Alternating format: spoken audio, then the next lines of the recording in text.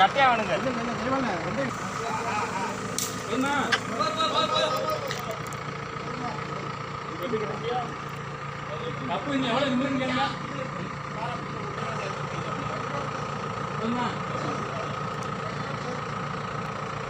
தூத்துக்குடி மாவட்டம் விளாத்திகுளம் அருகே அருணாச்சலபுரம் கிராமத்தை சேர்ந்த பச்சையம்மாள் என்பவரது பசுமாடு இன்று மேய்ந்து கொண்டிருந்த போது அவருக்கு சொந்தமான கிணற்றில் திடீரென தவறி விழுந்து உயிருக்கு போராடி கொண்டிருந்தது.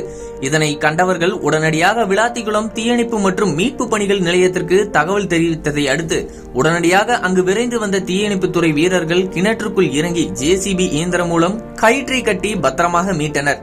மேலும் கிணற்றுக்குள் விழுந்து உயிருக்கு போராடி கொண்டிருந்த பசுமாட்டை தீயணைப்பு வீரர்கள் பத்திரமாக மீட்கும் வீடியோ காட்சிகள் இப்பகுதியில் வாட்ஸ்அப், பேஸ்புக் உள்ளிட்ட சமூக வலைதளங்களில் வேகமாக பரவிய நிலையில் தீயணைப்பு வீரர்களுக்கு பாராட்டுகள் குவிந்து வருகின்றன.